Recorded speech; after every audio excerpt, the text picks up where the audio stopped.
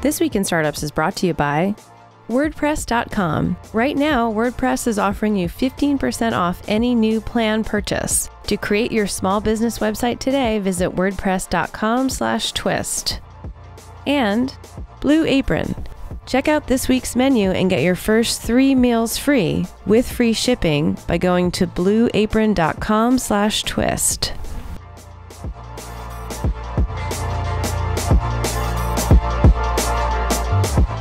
Hey everybody, welcome to This Week in Startups. It's everybody's favorite episode, Ask Jason. This is the episode where you ask me really hard questions about your startup, being a founder, angel investing, or your life. You can literally ask me about your life and career, and I will, your Uncle Jason, will sit you down and give you some strategies to solve your problems and make your life even more epic. So, if you're watching this live on the Facebook stream, you're going to see how we do it, which is Emmy Award-winning producer and Jackie and I talk about the questions and then we answer one. If you're listening to this or watching this post the live show, well, you're just going to see question after question after question. Okay, we have a question from Justin Whitman. He's very active on the Twitter and he's a super fan of the show. What does Jason think about the flyover state movement that several angels and VCs are starting to publicize more and more on their social sites? As a bootstrapping startup in a flyover state, I'm interested in hearing what an angel looks for in possible venture outside of their own market. I am fully aware that an angel's time is limited, so investing in startups away from their home base would probably come with additional qualifying requirements. Great question. So I'm going to give you 2 counter arguments. I'm going to tell you what people think, the counter arguments, and then I'm going to tell you the truth. So there's one group of people who say innovation can happen anywhere.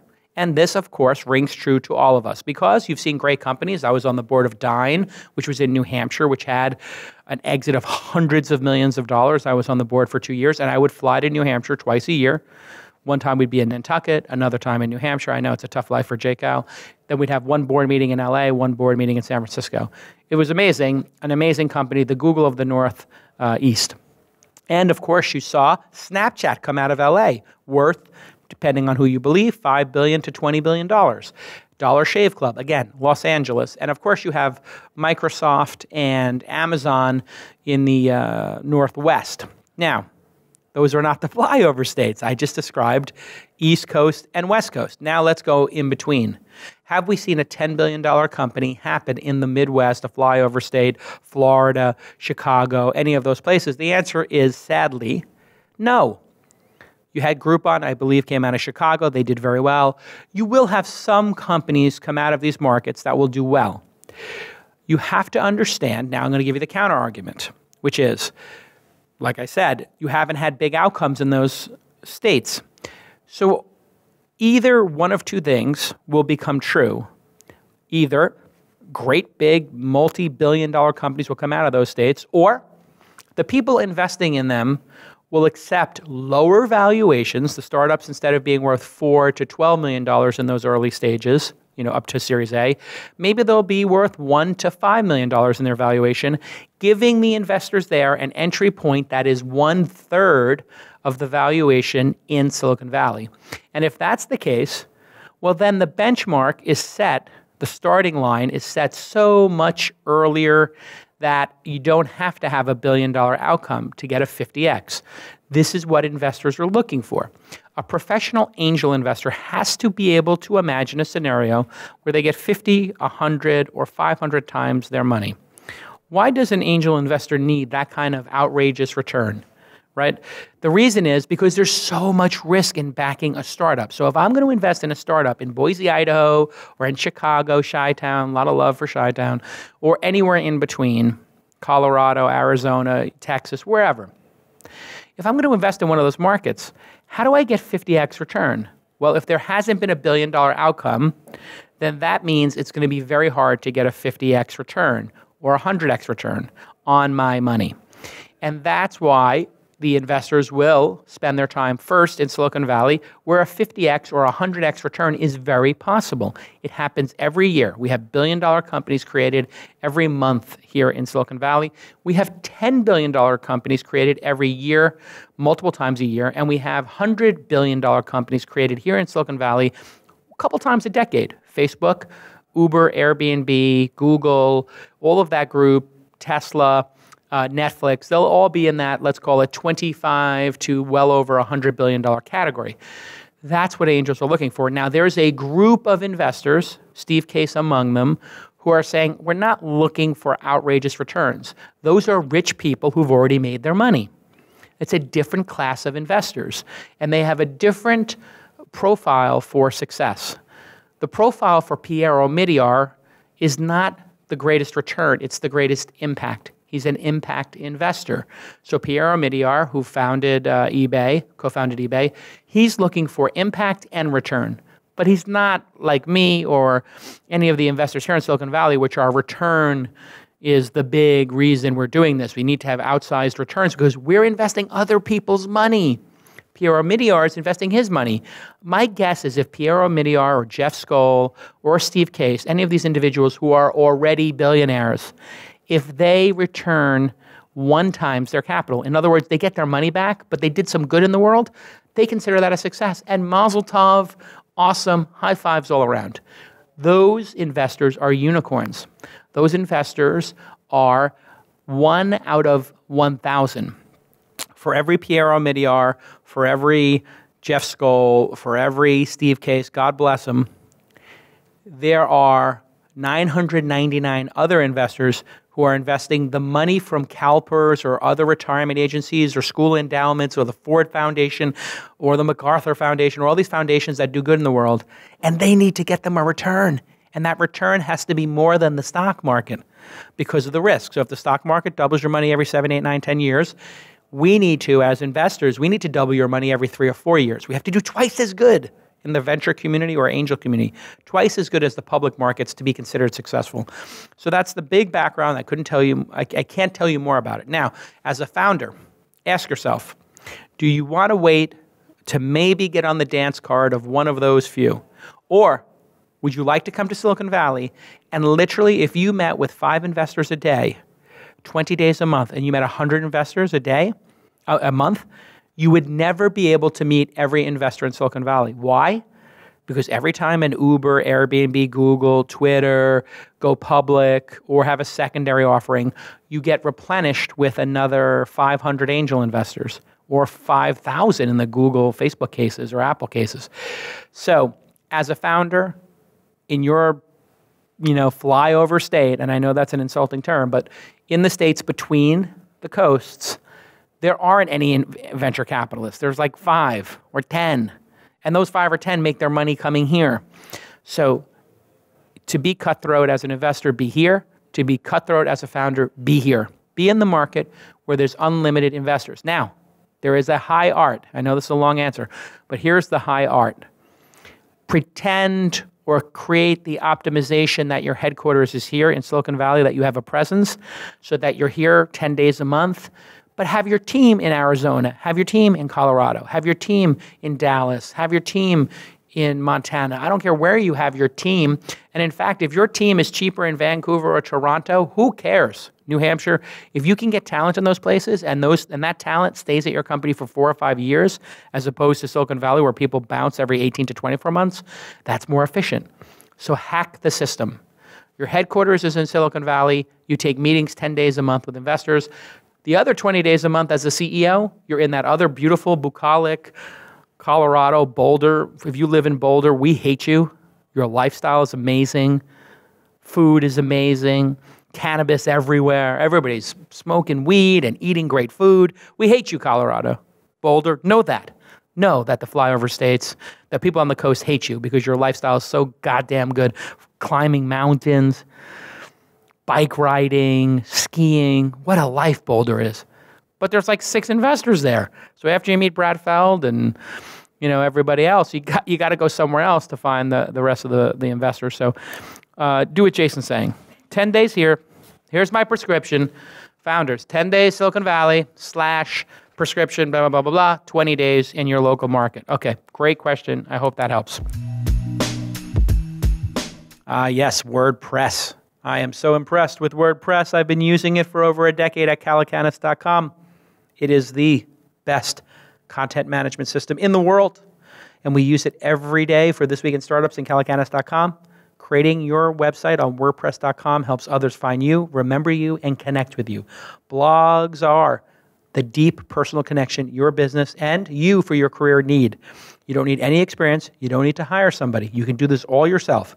WordPress.com guides you through the entire process step by step with hundreds of beautiful designs for you to choose from, with built-in search engine optimization, built-in social sharing, and every plan includes a free custom domain name. No need to pay for a domain name. They're going to give it to you as part of the plan. The business plans let you access hundreds of plugins and themes, and that's one of the strengths of the WordPress ecosystem. Any little opportunity or problem or concept has been tried, and that there is a plugin or a theme ready to go for your unique needs. That's the power of this open source platform, right? Everybody with their plugins is trying new things, and then the best ones bubble up, and you get to leverage them. And you'll see why 28% of all websites run on WordPress. Yes, you heard that right. 28% of all websites run on WordPress because WordPress works. It's the web's most popular and powerful site building platform, bar none. So here's your call to action, everybody. Go ahead and get started today with 15% off any new plan purchase. Go to WordPress.com/twist, WordPress.com/twist to create your website and find a plan that's right for you. That's WordPress.com/twist for 15% off your brand new website. WordPress.com/twist. Thanks again to the WordPress team who have supported me at calacanis.com and thisweekinstartups.com since the beginning. Thank you so much, WordPress. Okay, let's get back to this amazing episode. All right, our next question is from the live Facebook room. Max Ince says, creating a service that will go against a powerful industry. How can I raise money without them killing the company before it launches? What a great question. You have, I'm going to call you Max for short. Max has a really disruptive idea, and you don't want to tip off the competition. So here's what you do. You meet with a small number of investors, and you say, I will let you invest in my company. However, you cannot do due diligence with the competitors, and you cannot announce it. And when you invest from your company, it's going to be in code name Mad Max. Okay, Max? You're going to name your company, your LLC, Mad Max Enterprises LLC, Mad Max Enterprises Inc. You can't be an LLC if you're taking venture money. So Mad Max Systems, okay? You got Mad Max Systems or MMax Systems, whatever you want to do. Then they all invest in that. Then you put up a web page for Mad Max Systems, and it says, we are an integrator who helps consult in the aerospace industry. But you're really working in the food industry. So you just say you're general consultants for blah, blah, blah, blah, blah. And then you hire people for your consulting agency. So you put your job descriptions under Mad Max Consulting Firm that consults in food service, aerospace, enterprise software, and government contracts, right? You put up a whole bunch of other things. Then you put up 10 jobs. 5 of them are fake. They're aerospace. The other 5 are real for a food industry, right? Let's say you're in the food industry, not in the aerospace industry.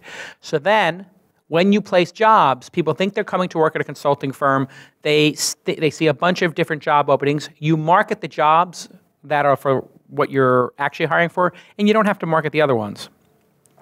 Nobody knows what you're doing. Nobody knows who you're hiring for. When you bring people in, you tell them that you're doing consulting. You lie to them. You tell them, hey, we're a consulting business. We're doing consulting. And then if they get to the second or third interview, you say, yes, we started with consulting, but we actually have a special product that we're building that we're being very quiet about. I need you now at this point because we're going to make you an offer. We're making you an offer. We need you to sign a non-disclosure. When you sign that non-disclosure, then we can show you the product. Now, you have to show them products. So don't pull an Elizabeth Holmes at Theranos and be not just clever about hiding your technology. You actually have to have the goods.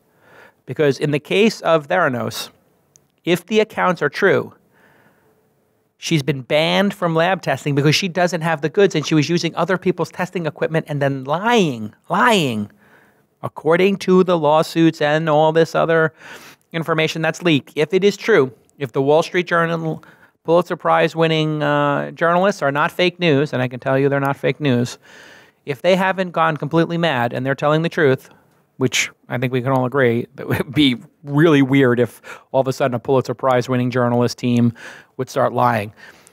That place was a mess because they didn't actually have the technology and they were using other people's technology. So this is a way for you to create a little bit of a layer that lets you hire, lets you talk about things without actually talking about the secret Project X. Here's another tip. When I was doing Mahalo, I also owned the domain name kokua.com, which in Hawaiian means to help. We sent fake stories to Gawker, Valleywag, other places that I was working on a podcast network called Kokua. And it was going to be to help people.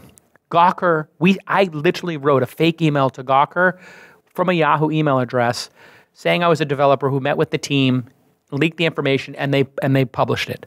So we actually sent out fake news to get people off the scent of what we were really doing. This is the high art of hiding what you're working on. I hope that this is helpful to you, Max. And if this is going to really change the world, remember, save a slice of that cap table for your Uncle Jason. I got 250,000 Twitter followers. If I tweet, go work for this company or I have you on the podcast, you're going to get some key employees. I'm going to earn my shares. All right, save me a slice. A little slicey poo for JCal. All right, let's do our next question. From the Facebook live stream. Facebook live streaming, really powerful. Jack Stovall says, I'm building the platform at the moment, but the biggest challenge is going to be sourcing and getting funding. Is a live product better than a pitch deck? Okay, great question. Very basic question. In 2017, we have so many, and when I say we, I mean investors, we have so many startups to choose from that we can't even get through our email boxes, and that's why you see these wacky investors going on these narcissistic, self-absorbed tirades on Twitter about what the proper way to communicate with me is. Can you imagine how entitled these VCs are? If you want to get in touch with me, please don't do this, please don't do this. It's like, dude, be grateful, be humble, sit down, be humble, VCs. You're getting deal flow. But these VCs are so overburdened that they have autoresponders saying, I can't possibly read all my emails. Now, I have that too. I have an autoresponder.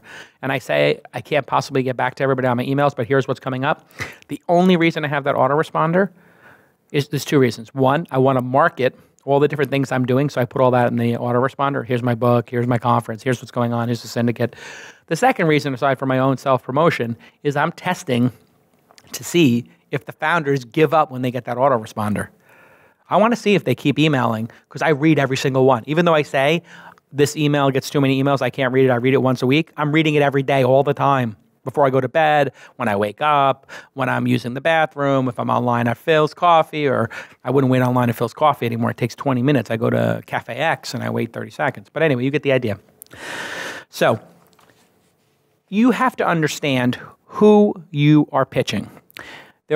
Most investors will tell you what their stage of investing is. If it's a VC firm that's got $200 million under management or more, they're probably doing Series A investments. That means you have to have the product launched and have $50,000 to $150,000 a month in revenue, or 10 million, 20 million users a month for a free product. So if you're not in that stage, who do you get money from? Okay, the next tier down are the angel funds like mine, or let's say Homebrew or Eileen Lee, people or seed programs like the Sequoia Scouts, or everybody who's copied the seed programs of Sequoia Scouts. And those people will make a 50 to 250K bet on a prototype, or maybe less traction than the Series A people need. Less traction might be 5 enterprise customers. Less traction might be 10,000, 25,000 people a day using the product and they're engaged. Only 500,000 people a month using your product. And those people will be more than happy to meet with you. You know who's going to meet with you with your pitch deck? Nobody. Not in 2017. you have to finish the product. You have to finish the prototype yourself and put yourself in the bucket of creators in the world. And if you say to me, well, I don't have the skill to create it, I have to hire people, great. Then your cross to bear in this life is being able to convince 2 developers and a designer to work with you for free for sweat equity in the company and be your co-founders while you're working at other companies. And if you cry to me, oh, boo-hoo, I can't find anybody, guess what? You've just disqualified yourself from being the CEO. If you can't convince 3 people in the world to work for free in exchange for equity to build something awesome, you are not a good enough CEO to get venture capital or angel money. If you are too lame to be able to learn how to be a developer, a designer, a product manager, and get the basic MVP done, again, you've DQ'd yourself. You've disqualified yourself from the game. It would be like somebody saying, I want to play in the NBA, but I don't know how to dribble, I can't pass, I'm not a good shooter, and I can't defend. Okay, what can you do? Oh, you can stand on the court in a basketball outfit with your sneakers and do nothing? Well, we don't need you. There's so many qualified people in the world, and it is a zero-sum game. And I said this in my book. The world is largely zero-sum. Everybody wants to believe it's big blue ocean. It's a very hippy-dippy community out here in San Francisco, and all you millennials got your participation trophies. You've all been lied to. It's my job to set you straight. It is a zero-sum game in the funding environment because an investor makes 10 investments a year, or they make 20 investments a year, or they make 5. And they know what they're going to make because they have a certain bankroll and they have a certain amount of time. You have to get one of those spots. They're not increasing the number of spots. There are some firms that target 5 Series A investments. There's people like me who want to do 30 investments a year for the next 10 years and call it a day and hit 300 investments. So you have to understand that. And you have to put yourself on the spectrum of people who are going to GSD, get stuff done, get sugar done, get ish done. And if you can't get ish done with sweat equity, by bootstrapping, by convincing people to come on the journey for free on spec, you are not qualified in 2017. I hate to tell you the truth. Stop with your startup, go to Treehouse, go to Lynda, go to Brilliant, go to Coursera, go to edX, go buy a bunch of books from Tim O'Reilly, and get some goddamn skills. Stop crying about the VCs don't want to meet with you. You can't get funding. Boo-hoo for you. Go get some goddamn skills and build some product in the world with other people who have skills.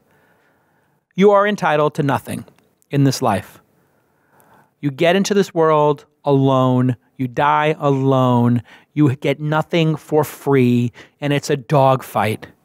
And if you happen to be lucky to be born in the right country with the right parents, congratulations, maybe you're going to get to second or third base. But even that does not guarantee you success.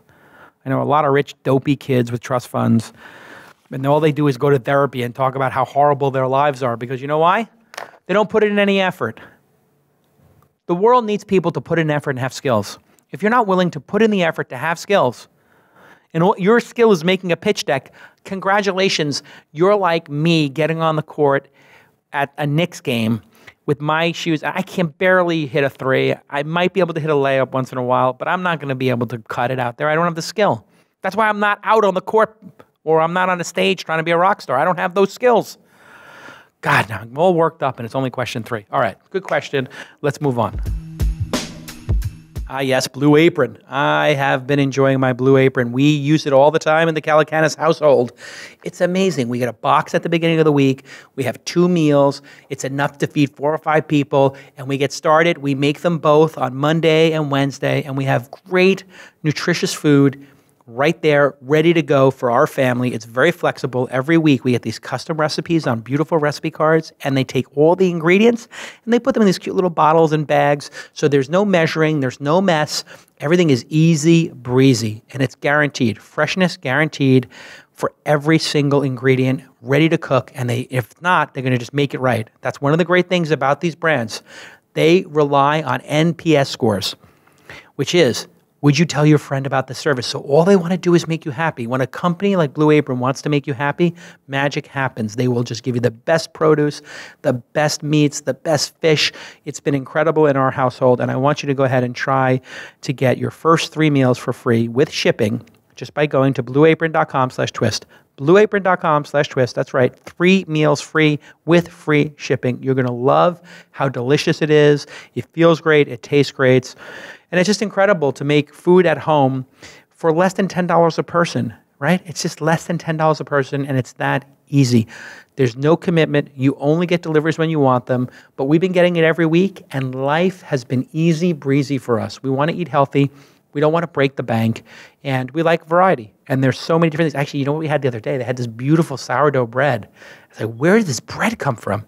And you know what I did? I sliced it up, and I toasted it. Oh, my God.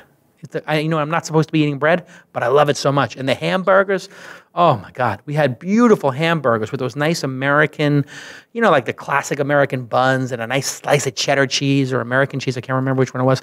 Beautiful hamburgers, beautiful tomatoes, beautiful lettuce. They're going farm to table. Everything easy breezy, so easy. And of course, it's affordable and you have that guarantee.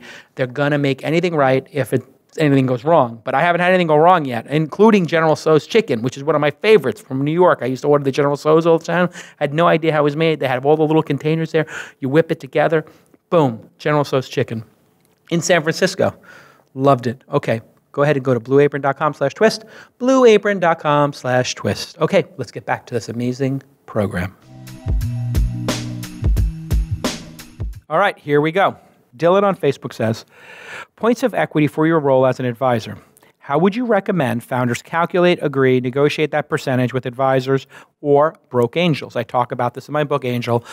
Currently has 70 reviews, only 3 1-star, the rest are all 5-star. No, there's 1 4-star too. The reviews in the book have been incredible. I'm really touched by it. When people write a review, I read it and I give it a thumbs up and I comment on it. Thank you so much for everybody who've read the book and rated it and reviewed it. So I go over this in the book. I would say if you have some skills, a reasonable advisorship would be between 25 basis points and 1 full point. So a quarter point, also known as 25 bips, to 1%. That is what an average advisor would get for 24 months of service vested monthly. So let's just take the scenario that it's, let's go with a full point. So a full point means you're getting 4 basis points a month or so for 2 years. Every month, let's just say it's 25 months, but it's really 24. Over 25 months, you get 4 basis points a month. 4 times 25 is obviously 100. 100 basis points equals 1%. So you'd be 1%. And as the founder, you would just very clearly bullet point, we want Jason involved as an advisor. We want him to meet with our team over lunch for 2 hours every other month. So it's 12 lunches over 2 years. That's how he earns his 1% of the company. Or we'd like you to tweet once a month about the product, and we'd like you to use the product and send us every 90 days a list of things you like and a list of things you don't. So you don't have to be overbearing in the requirements. And in the story, I talk about one company that screwed me out of my shares and then demanded I recruit them 2 developers in order to keep my shares, and they backstabbed me, and it was ugly. But I just walked away from it. I'm I'm not going to fight over this. Why would I fight with a founder? I mean, if a founder is going to screw me, and I'm one of the most helpful people you could ever have, then they're going to fail probably in their career because they're too cutthroat, right? They're just too disloyal to the supporters. If you're disloyal to your supporters, my God. But here's what you can do. If the person is not doing a good enough job and it's month 5, you say to them, okay, you've invested 25, let's say it's month 6, you've invested 25% of your shares. We don't need you as an advisor anymore. We're going to disengage. Or we don't feel that you've earned your shares. Just have a candid discussion, founder to advisor. Hey, I'm not sure we got the value we needed to. If we're going to continue, we're going to respect the 6 months you've already done. But if we're going to continue, we think that it should be another 25 basis points for the next 18 months because we really didn't get that much value. So you'll wind up with 50 basis points, half a point. So you just have to be monitoring it.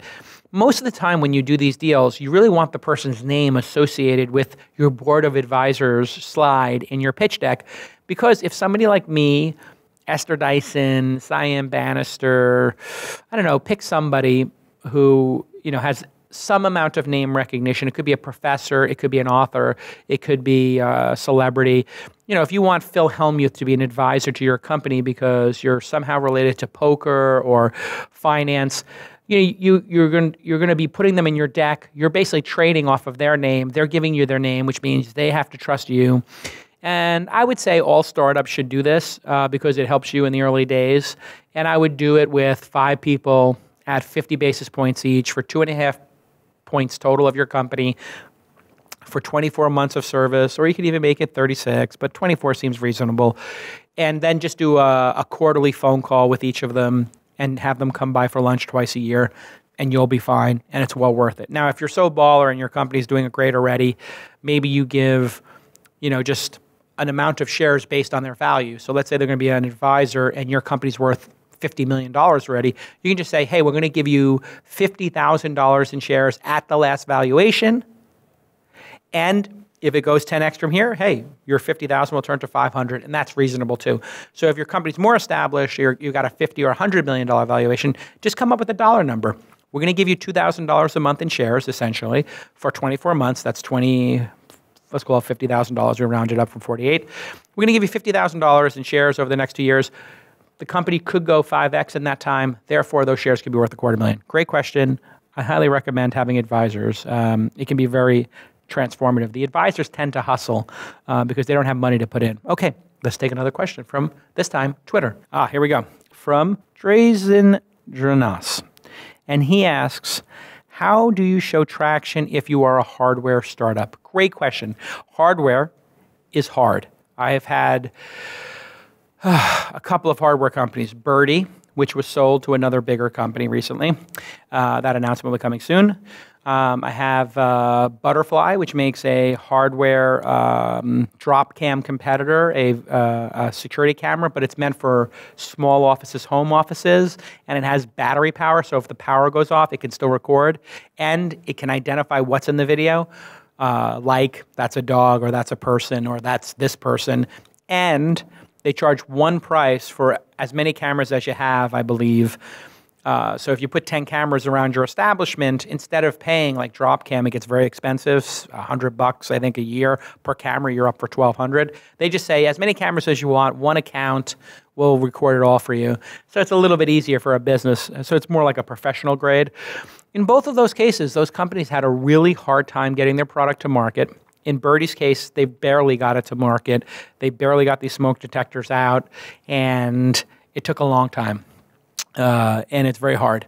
And then in the case of Butterfly, they got it to market, and now they've been showing their monthly reoccurring revenue from those subscriptions going up significantly on a percentage basis, but obviously on a dollar basis, it's early days. The way those two showed progress was by sharing prototypes with people and sharing pre-sales data.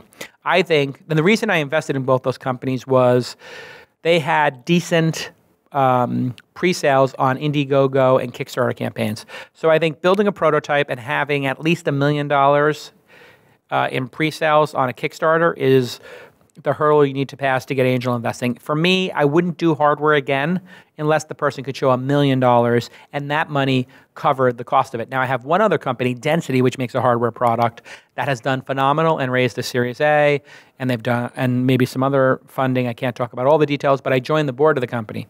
Now that company, they showed not only pre-sales, but they showed continued progress on the technology and the building of an incredible team with people who were formerly at companies like Apple and other companies that had done massively successful at hardware. And I think the way they sold people was when they, the clients they had on an enterprise basis, the value of those contracts would have been very, very significant. So you also have to look at, are you a consumer play or are you an enterprise play? Hardware as a service in the enterprise, a lot easier to justify because you're not trying to make money off the hardware, you're trying to make money off the service. When you're a consumer play like Birdie or Butterfly, much harder. much, much harder. Even the mighty Pebble, which I think got sold and was almost a wash probably for investors, or maybe a break even. I don't think the investors did very good. Pebble just got so far, and they did $20 million in one campaign, $10 million in another. Was it Pebble that did that? And we had them on the program twice. Look it up. Emmy Award-winning producer Jackie. I think it was the Pebble Watch. And they had just been so far ahead of everybody. But then the Apple Watch came out and it was like on a consumer basis, how do you compete? So I think it really depends on if you're hardware or if you're enterprise. And if you look at the drone space, DJI ran the table on drones so harshly that 3D Robotics, 3DR, stopped competing with them, went into enterprise, started building enterprise software, and now their enterprise software they just announced this past week is compatible with DJI drones. So you kind of have to know if you're going to be able to win the war or not. GoPro did okay for people, Fitbit did okay for people, but both of those companies, even post-going IPO, had lots of challenges. Consumer hardware is absolutely brutal. And, when you're up against a Samsung, you're up against an Apple, it's hard. And then even now Google having some hardware with Dropcam, and that division's been Nest has been a disaster for Google. They had to, Tony Fadell left, people hated working there. They haven't been able to release products consistently. So even the mighty Google has had a hard time. Hardware is hard. I don't recommend for your first startup doing hardware unless you are, have a lot of backing and you're just a savant when it comes to building hardware. Even the mighty Elon Musk with Tesla, he had to take that company over because the nitwits who were running it originally almost ran it into the ground because the Roadster, and he's been very public about this, everybody knew the Roadster was costing $50,000 or something outrageous like that per car over what they were charging, and they were charging a lot for that car. I know, I bought one. Hardware is hard. Be very careful. Be very, very careful. And if you can't get millions of dollars in pre-orders, and if those pre-orders are not at a premium price, not a discount, but a premium price, then you don't have it. And you just have to admit that to yourself. What I see a lot of times is, and this happened with Birdie and Butterfly, I think that their pre-orders didn't have enough premium on the sales price to actually account for every contingency in a hardware company. So you really want to be able to charge a premium. If you think it's going to cost you $150 to make some new smart band for fitness, you want to be able to sell it for $400 for the pre-orders. And you want people to get enough value to pay that $400. And if you can't provide that massive amount of value and find 10,000 people to pay $400 and get $4 million in pre-orders, don't do it. You should only do it if your idea is unique enough that people will pay a premium, not a discount. If you discount the top early adopters and they're not willing to pay a premium, you are going to put yourself in position to fail brutally because you will not be able to deliver it, or you're going to deliver something that is suboptimal. And then you'll get 1- and 2-star reviews, which is what happened to Ring. They originally had another name for that company. The first product came out. It wasn't very good. They got really bad reviews. And then they changed the name to Ring, and now they had a great product, but they had to fund Ring with a lot of money, tens of millions of dollars. And now Ring has escape velocity for a very unique product that people will pay a premium for, because your doorbell on your house costs $500,000, $1 million, $250,000. What difference does it make if you pay $100, $200, $300, $400, $500 for a doorbell that is so much more advanced than the one you have? It actually really doesn't matter to somebody who owns an expensive home. Anyway, I could talk all day about how hard hardware is. I recommend you don't do hardware. Okay, I'm going to take another question from Twitter. And this is from Tal Goldfuss. And I'm reading these in real time. Like, I haven't even pre-read this, so I'm going to have to take it in with you. Here we go. What would you suggest starting non-accredited angel investors with low investment budgets to do after their first 10 initial dip-in-the-water $1,000 syndicated investments, if that's 10 additional $25K investments are not in their budget? Great question. This is from Philip Kuklis. That was Tal. Oh, I'm sorry. This one was from Tal Goldfuss. So in my book, Angel, I say, hey, if you're just starting out as an accredited investor, put $1,000 into each investment on an AngelList syndicate, Jason Syndicate, Seed Invest, Funders Club, wherever. Put a small bet out there. When you put that small bet out there, then what you're going to do is, after you put that small bet out there, you're going to act as if you put $100,000 in and try to be of service to the founder, well beyond the $1,000 you put in.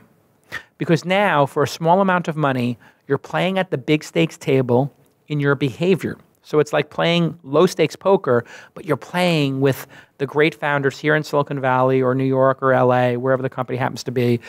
But if you can't 10x your best investment or 5x it, then you're not going to have the super returns you need. So in other words, if one of those $10,000 investments is ready to do a Series A with Sequoia or Chamath at Social Capital or Bill Gurley at Benchmark, one of these great, awesome, Cyan Bannister now at Founders Fund, what if they get the Series A and you have an opportunity now to put, I don't know, because of your pro rata, 10K in? Or the founder says, hey, I'll give you super pro rata of 25K.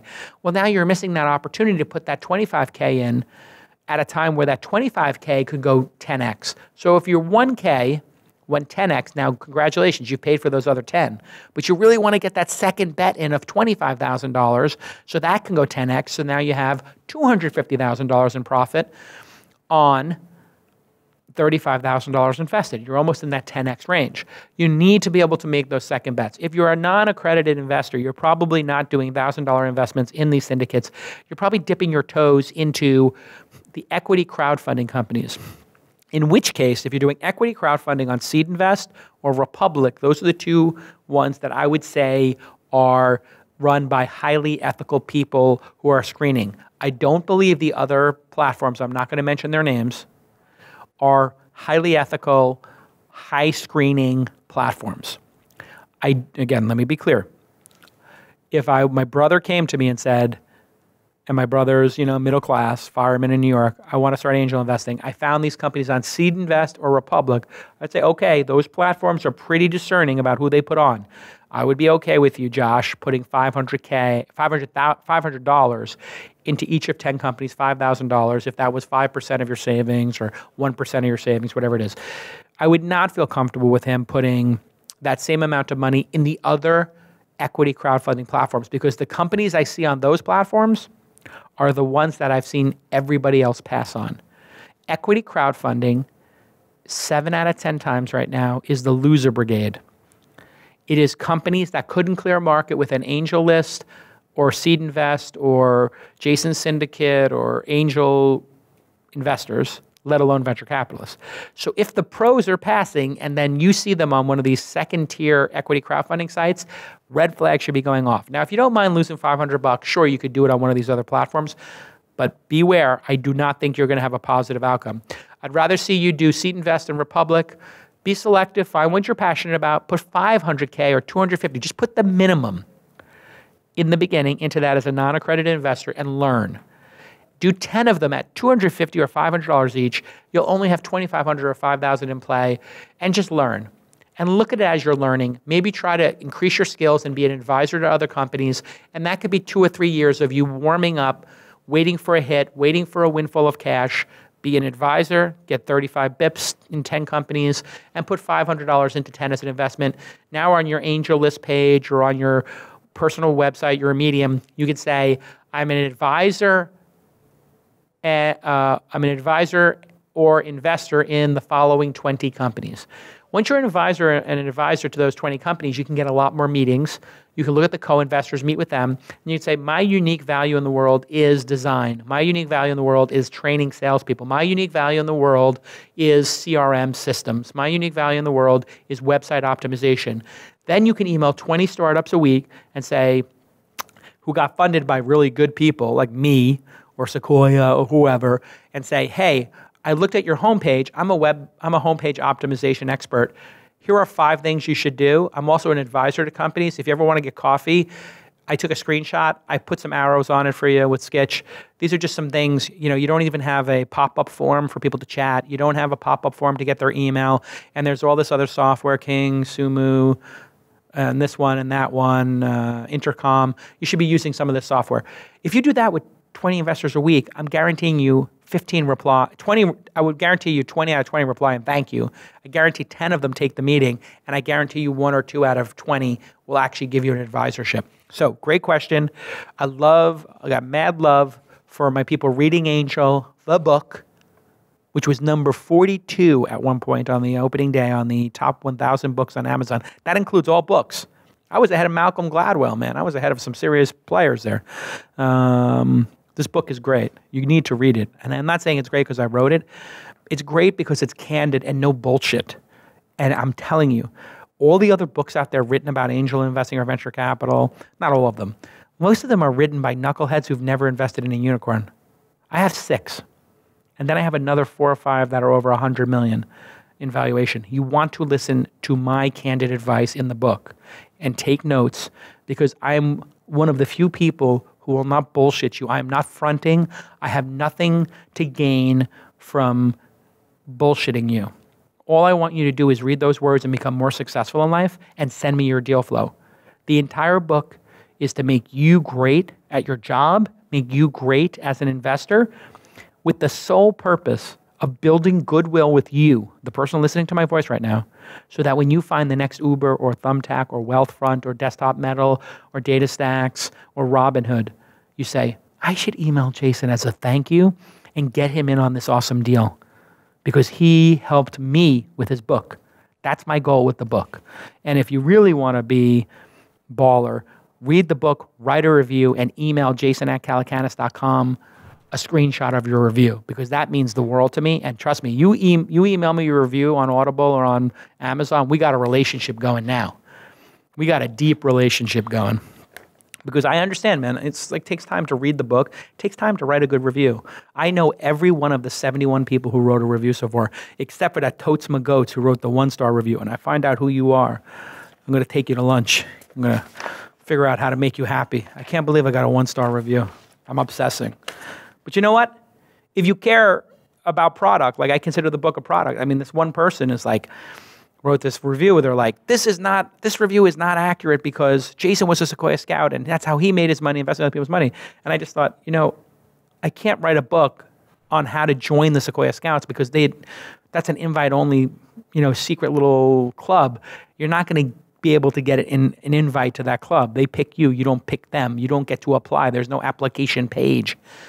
I wrote a book that teaches you how I would instruct my brother and my mother and my cousin and Emmy Award-winning producer Jackie to get in the game so they don't lose money, or they lower their chances of losing their money, and they increase their chances of learning.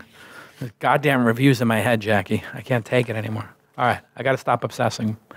Let's take another question. Okay. And from Philip Kouklis. I think it's a Greek.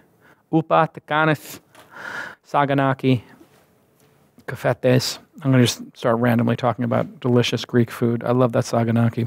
All right, Philip. You ask, what are some key lessons you've learned while building online communities? Biggest challenge right now. Okay, Philip, I understand. It is a big challenge for you.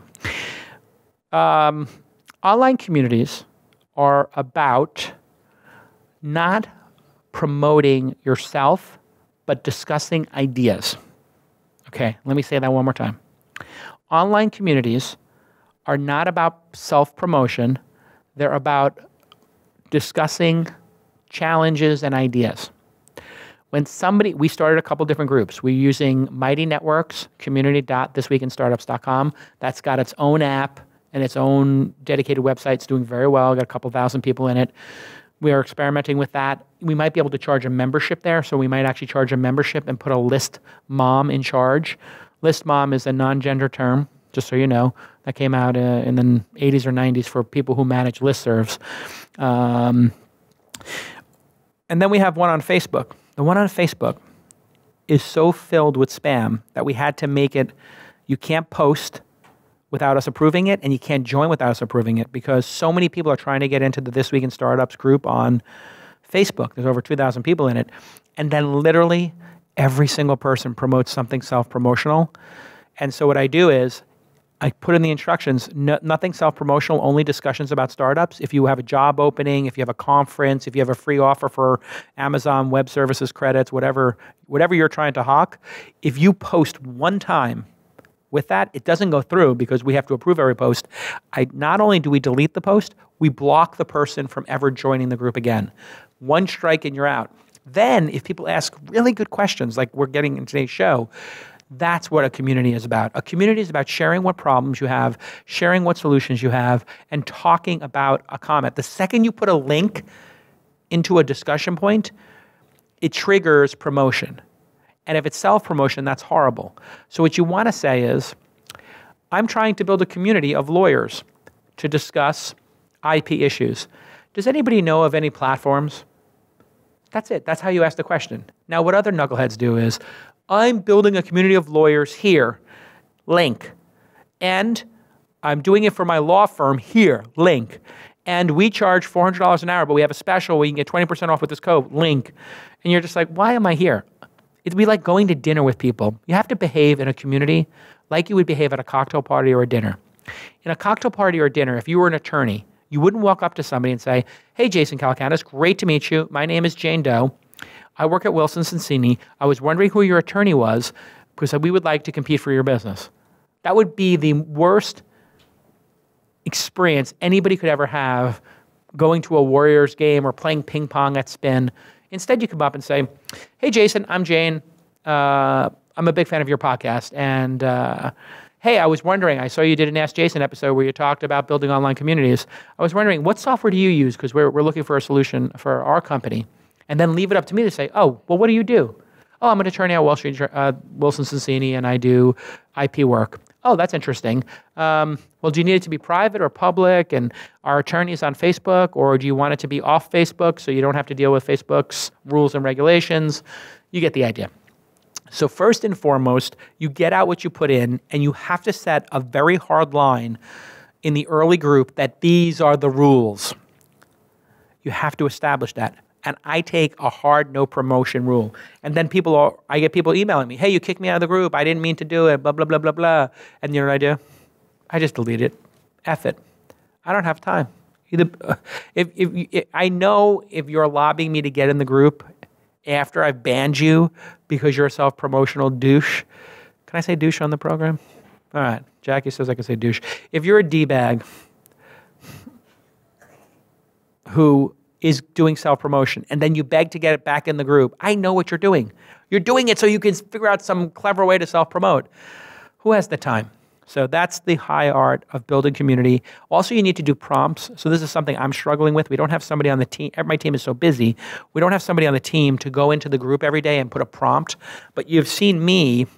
I have these secret groups I do on Twitter. So I have about 7 groups of people who tweeted their receipt to the book. And I call them Unicorn Pride, Unicorn Posse, Unicorn Team, because there's a limit of about 70 people, I think, you can put in a Twitter group.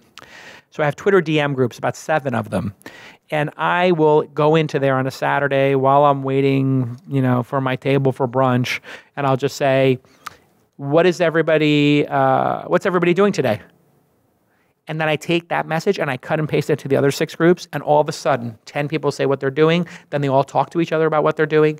So that's called a prompt. You want to have some prompts.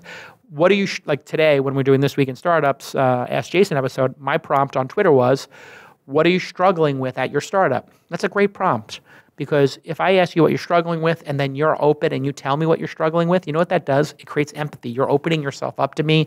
I'm giving you the opportunity to open yourself up to me. And who knows, maybe we can come to a solution and then you go back to your life and deploy that solution or that advice. And if it helps you 5 or 10% or if it is transformative, now that's what a community does. A community listens to each other and they help each other. So I look at it like a cocktail party or a book club or a poker group, or if you have a weekly dinner, some folks do girls' night out, some people do, golf, some people do book party, whatever book club. You wouldn't come to book club and be like, oh my God, oh wow, we're reading, Pride and Prejudice in the group, Pride and Prejudice and Zombies in the book club. Does anybody need a new money manager? Like you might be a money manager who comes to the group with that secret wish is that, hey, I hope I get some of these people to be a money manager because we build up trust. But you can't come in guns blazing and start firing off, can I manage your money? Who manages your money? Wealth management, blah, blah, blah. All right, this has been an amazing episode. I think we got through 6 questions. 7 great questions, about 6 or 7 minutes per answer. That's a full episode. All right, so we're going to cut this up. If you ever want to do an Ask Jason, all you have to do is tweet to me at Jason on Twitter, and then put the hashtag AskJason. Emmy award-winning producer Jackie, 4 Emmys, will search the hashtag AskJason, AskJason. Just put that hashtag on Twitter. At any time there's an Ask Jason. And now if Jason Bateman or Jason Statham start hijacking my Ask Jason, we're going to have a problem, okay?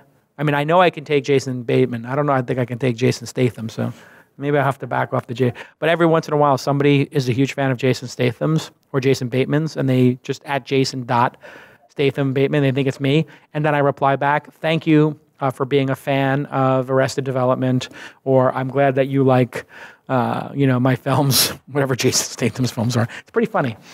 All right, enough. Great questions. Thanks again to our partners for making everything possible. If you haven't read my book, go ahead and give it a shot. You're going to love it. I really, honestly, I hope you take the time to read it. I wrote it. I poured my heart and soul into it. And the book is great for founders who want to understand how to raise money.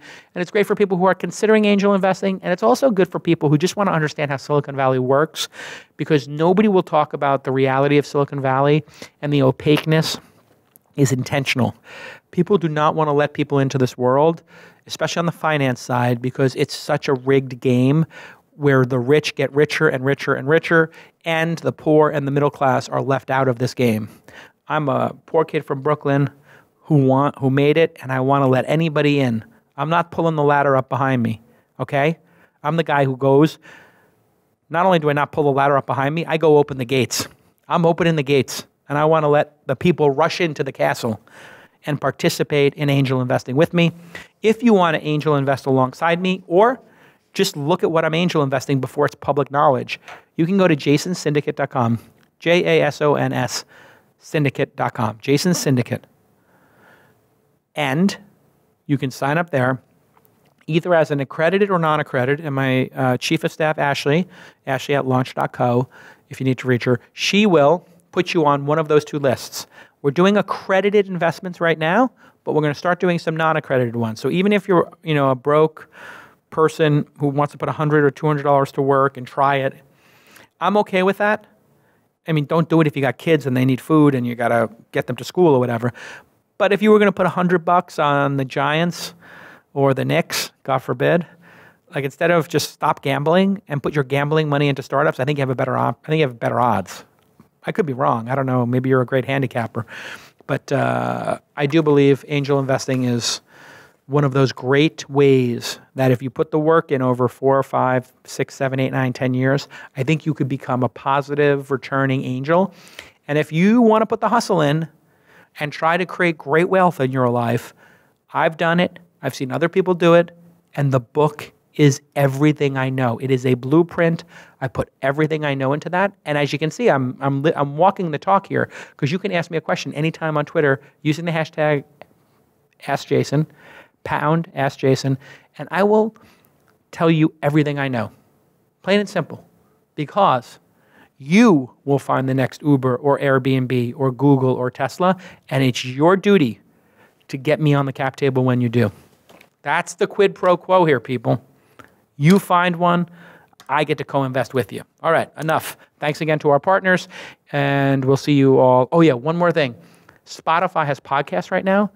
Go into Spotify, search for This Week in Startups. My pal Daniel over at Spotify was nice enough to include This Week in Startups. Will you do me a favor and just open up Spotify and subscribe real quick and just listen once or twice, and then email me, jason@calacanis.com, and let me know what you think of the Spotify experience, how it competes with the iTunes experience or the Stitcher experience or Overcast or these other platforms. Let me know what you think of the Spotify experience, and I can forward that over to Daniel and his team over there and let them know how to improve it. But I think we may have 10,000 people following us over there. It's pretty great already. Okay, we'll see you next time on This Week in Startups. Bye-bye.